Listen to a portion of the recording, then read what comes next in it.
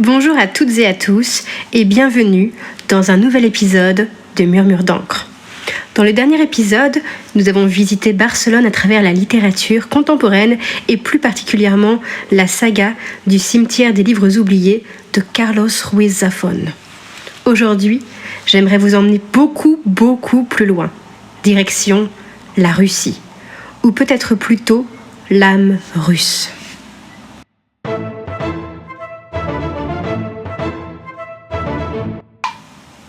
Depuis plusieurs mois, je découvre un auteur qui me bouleverse profondément, Fyodor Dostoïevski, et à travers lui, une langue, une culture, une sensibilité et une manière de voir le monde.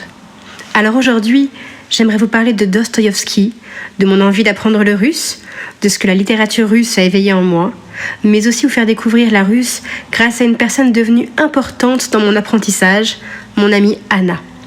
Anna est russe. Elle est artiste, elle fait de la broderie et elle va répondre à plusieurs questions sur son pays, sa culture, sa langue, les clichés sur la Russie et nous parler un peu d'elle. Installez-vous confortablement.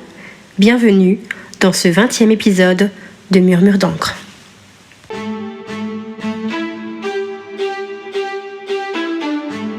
Comme vous le savez, je suis passionnée de littérature et pourtant, pendant très longtemps, je n'ai jamais osé ouvrir de la littérature russe. Je crois que j'en avais peur. Peur de quelque chose de trop complexe, trop lourd, trop intellectuel peut-être.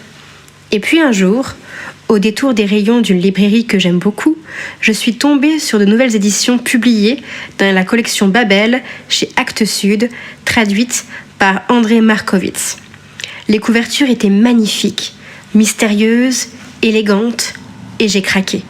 J'ai acheté Le rêve d'un homme ridicule, La douce et Les carnets du sous-sol, sans savoir que ces livres allaient me suivre longtemps.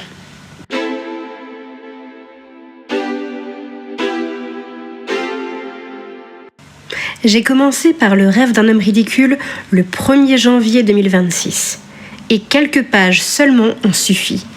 Quelques pages et une véritable claque littéraire.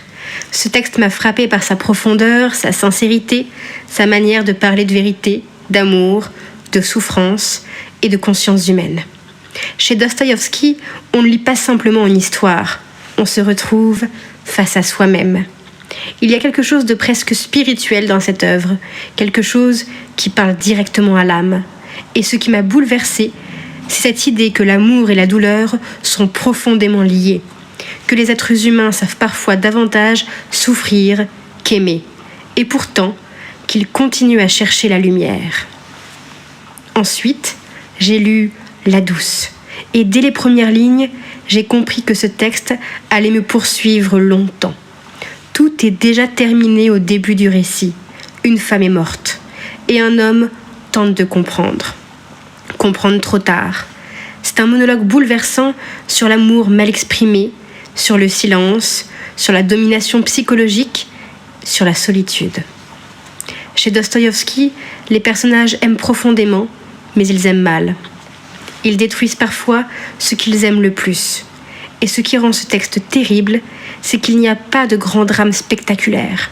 Seulement une lente destruction intérieure, un silence, une solitude, une incompréhension, et cette question qui revient sans cesse. Pourquoi est-elle morte ?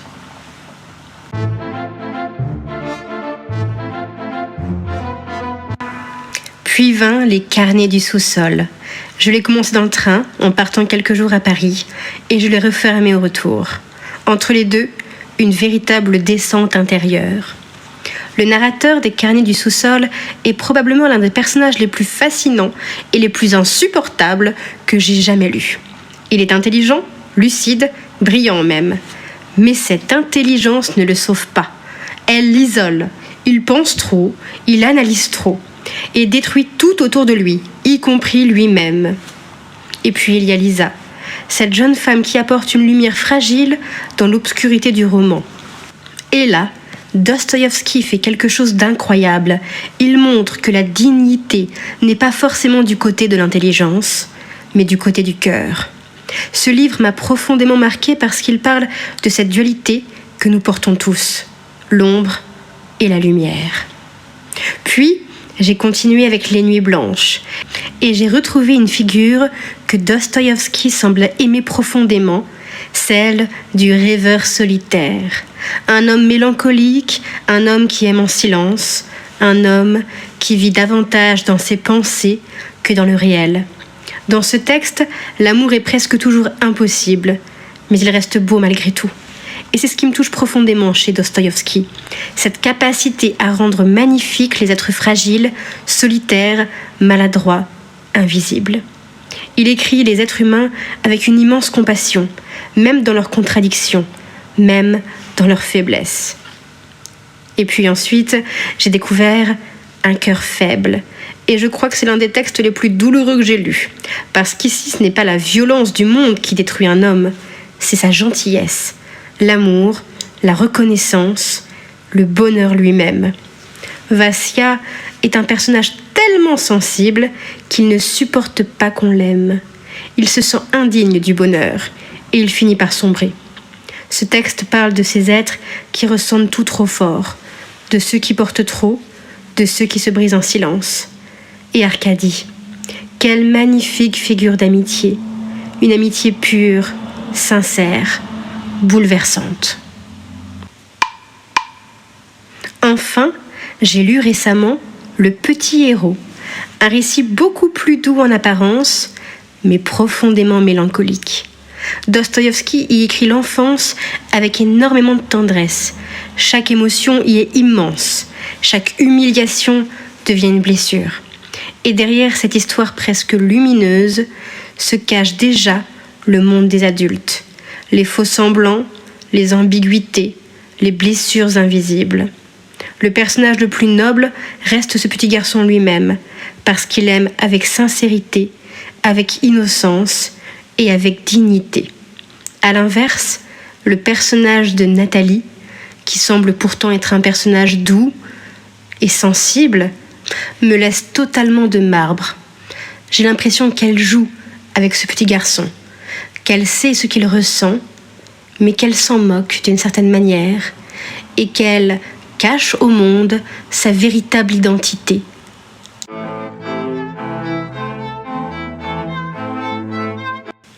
Et maintenant, d'autres romans m'attendent encore dans ma bibliothèque. Le Joueur, Le Double, et puis bien sûr, les immenses chefs-d'œuvre. Crime et Châtiment, L'Idiot, Les Démons, et évidemment, les frères Karamazov.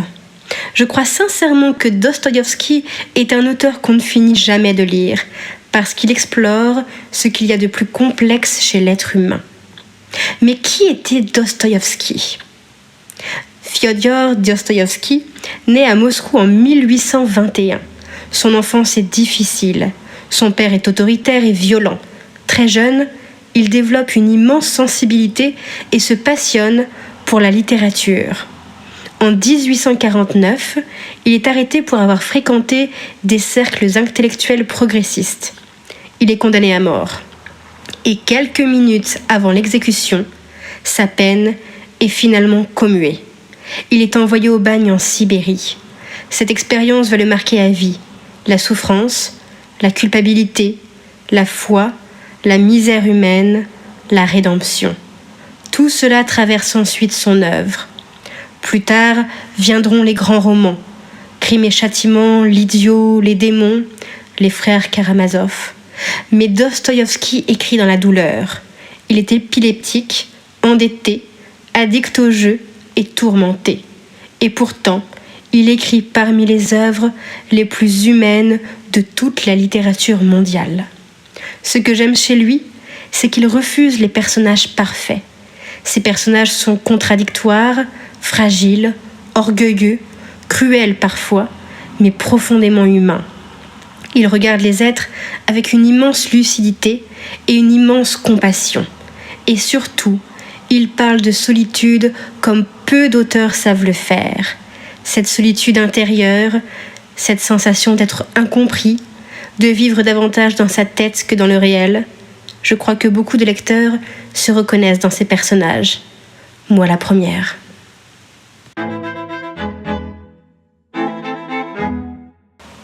Et puis, à force de lire Dostoïevski, quelque chose d'autre est né en moi. Une envie de comprendre la Russie, sa culture, sa langue, sa musique, sa littérature. Alors j'ai commencé à apprendre quelques mots de russe. D'abord sur des applications comme Duolingo, puis sur Memrise. Et très vite, je me suis rendu compte que la difficulté de cette langue n'était pas mince. Déjà, il y a l'alphabet cyrillique, puis la prononciation, les sons, les accents. Mais c'est aussi ce qui rend cette langue fascinante. Apprendre une langue étrangère, pour moi, ce n'est pas seulement apprendre des mots. C'est découvrir une autre manière de penser, une autre sensibilité, une autre culture. Et puis surtout, cela permet de rencontrer des gens. Et c'est comme cela que j'ai rencontré Anna.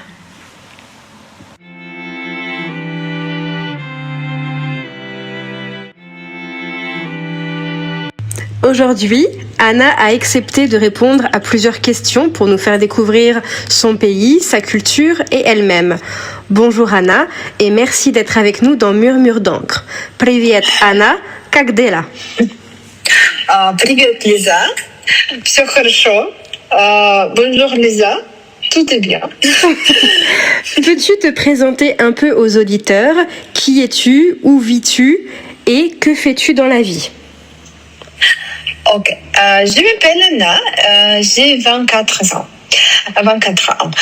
J'habite à Yekaterinbourg depuis 2 ans et après j'ai habité à Pskov qui se trouve près de la frontière russe avec l'Europe.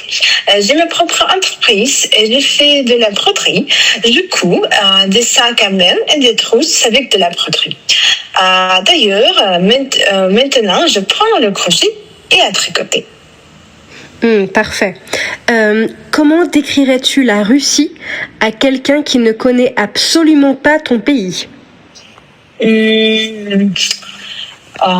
Russe possède une incroyable diversité de cultures, de peuples et de langues. Sa nature est d'une belle beauté et dans chaque coin de notre pays, on peut découvrir quelque chose d'unique et d'extraordinaire.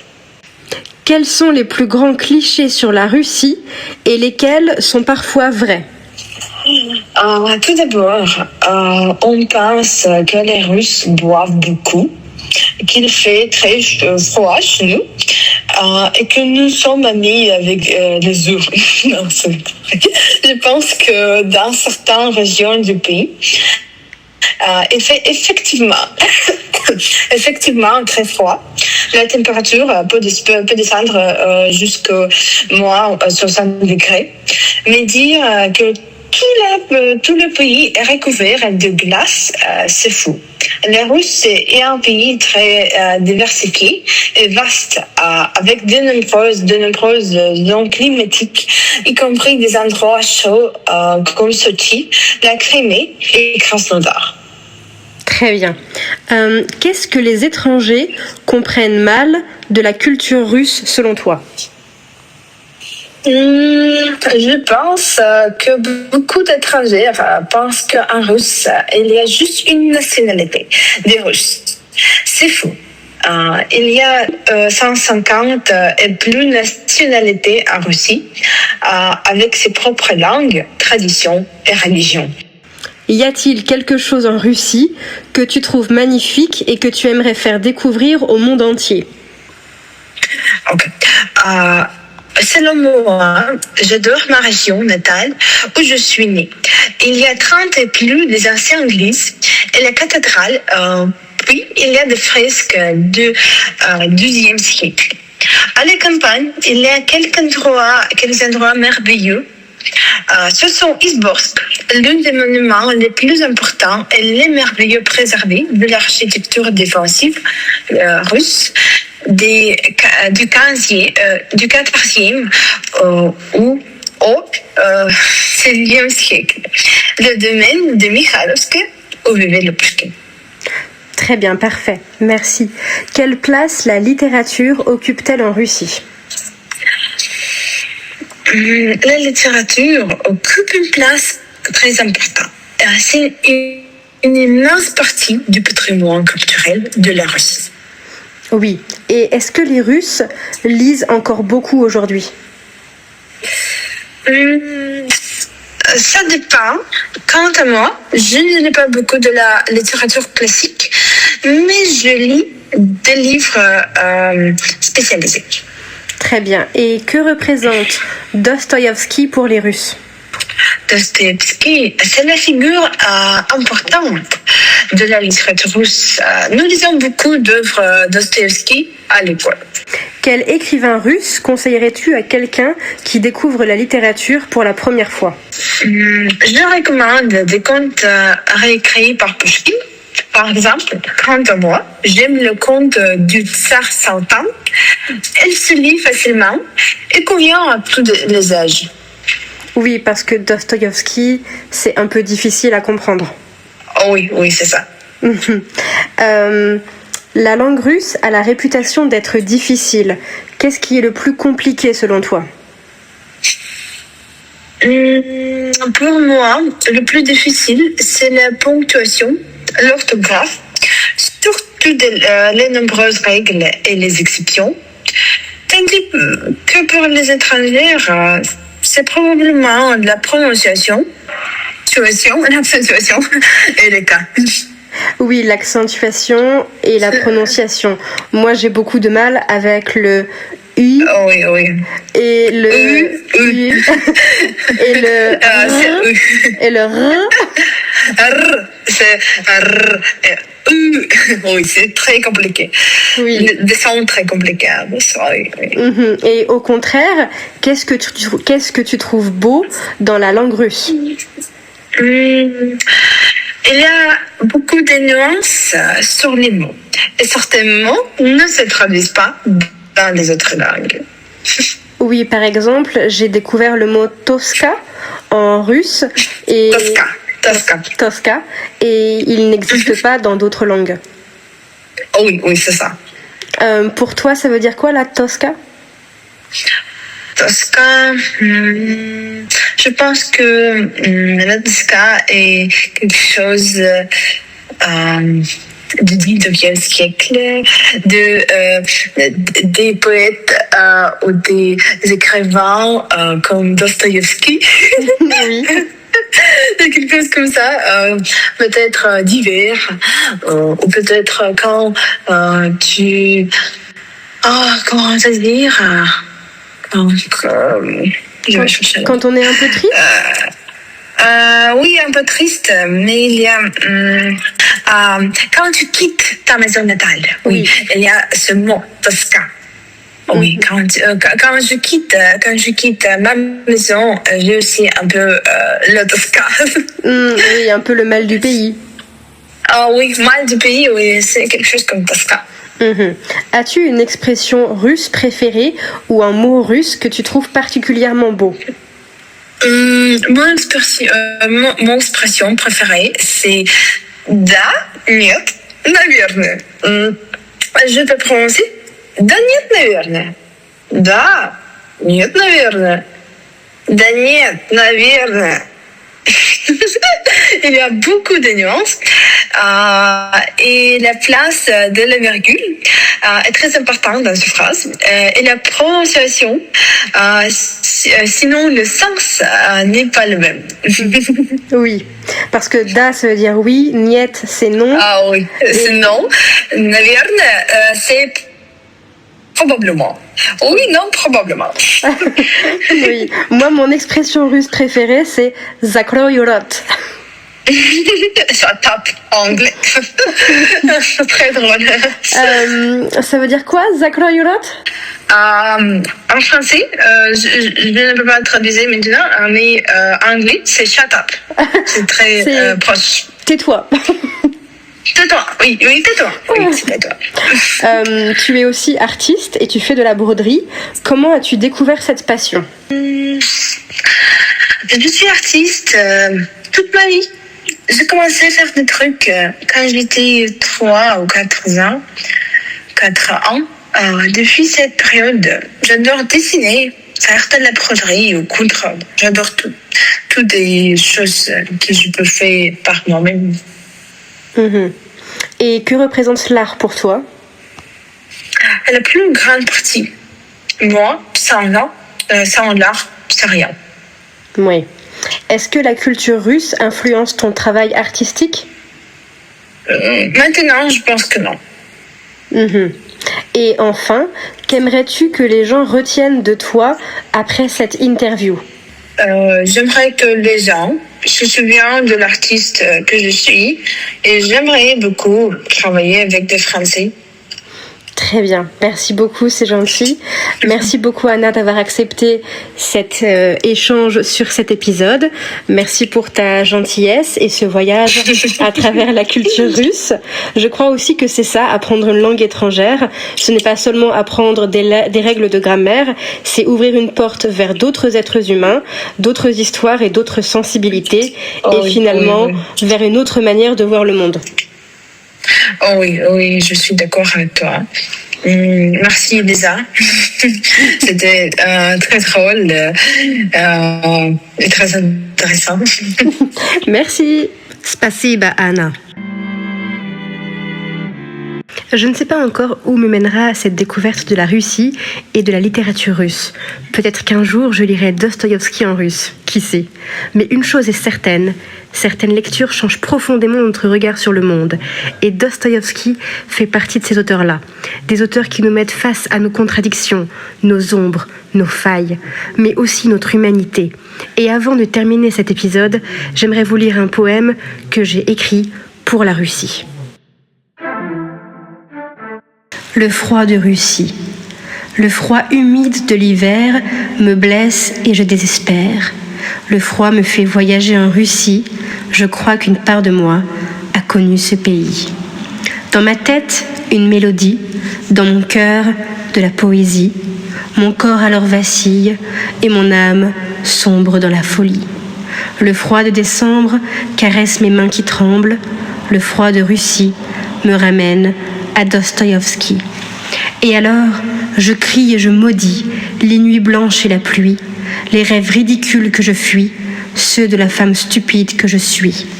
Le froid de janvier torture mon cœur brisé. Le froid de Russie me ramène à Tchaïkovski. Je ferme les yeux et je danse, je pleure et me fais violence. Suis-je une ballerine ou une figurine? Une voix me souffle, devine. Le froid tendre de février me rappelle les souvenirs passés. Le froid de Russie me ramène à Pouchkine et à sa poésie. Alors que ces quelques mots j'écris, je pense à ces poèmes d'amour et de mélancolie, ces textes sur la liberté, le destin et la nostalgie. Sommes-nous tous sujets à de sombres envies? Le froid sec de l'hiver me rappelle ce que chaque année je perds. Le froid de la Russie me ramène à Kandinsky. Attiré par son monde onirique, les couleurs deviennent une musique. Ce voyage fantastique et féerique me chuchote que tout est magique. Le froid de mes nuits me plonge dans l'ennui. Le froid de Russie me ramène à Nabokov et à sa vie. Je suis une image, une Lolita malgré moi. Dois-je vivre sans foi ni loi? Mon cœur vit en exil et mon corps rêve d'une île. Le froid de mes jours est doux comme le velours. Le froid de Russie me ramène à Gogol et à sa folie. Je ne suis qu'une âme morte qui à chaque pas se déporte. De son manteau je suis sortie. Je crois qu'il m'a donné la vie. Le froid de la Russie réchauffe mon cœur maudit. Le froid de ce triste hiver me rappelle que ce pays est solaire. Spasiba, à toi qui me vois. En moi existe la Tosca. Je ne le savais pourtant pas, mais le froid de l'hiver fait partie de moi. Et maintenant, une dernière surprise avant de vous laisser.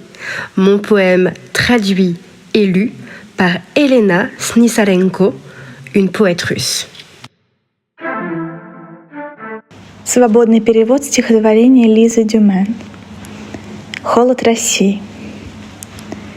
Этот холод влажный, зимний, продувающий насквозь, переносит вновь в Россию, в ту страну тоски и грез. В голове моей снова музыка, в сердце моем строка. О, душа, ты в безумье кружишься, дрогнет тело, выхода нет никак. Холод декабрьский, зимний, руки ласкает резко. Холод России, слышится Достоевский. И я кричу, проклиная ночи бессонные, дождь. Снова от снов убегаю, истин, в которых ложь. Холод январский, зимний, сердце разбито вовсе. Холод России, слышится мне Чайковский. Закрою глаза, танцую, плачу, заставляя себя идти. Я балерина или фигурка лишь, та, что легко смести. Шепчет мне голос, угадай. Холод февральский, зимний, о прошлых снов ловушка.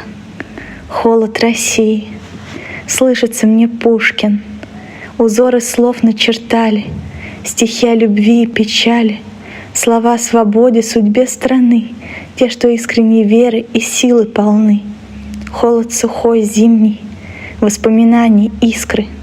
Холод России, видится мне Кандинский, сказочный мир цвета, музыка дивной песни, миром его согрета, слышу, как жизнь чудесна. Холод ночей зимний, снежных шагов рокот. Холод России, слышится мне Набоков, я в его строках образ. Можно ли забыть веру? Тело хочет на остров, сердце полнит химеры. Холод моих дней зимних, склон мягкий, пологий. Холод России, слышится мне Гоголь. Я лишь душа мертвая, что плывет прочь с каждым шагом. Я вышла из-под его пера и верю в его магию. Русский холод зимний греет мое сердце. Холод России, помнить о свете средства. Спасибо тем, кто понимает, во мне лежит тоска, хотя я того не знала. Холод тот — часть меня.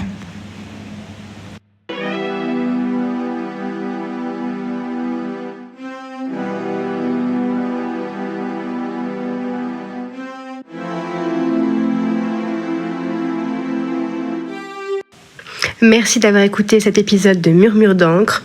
Prenez bien soin de vous, lisez, ressentez et souvenez-vous, certains livres ne nous quittent jamais vraiment. À très bientôt pour un nouvel épisode de Murmure d'encre. Poca poca.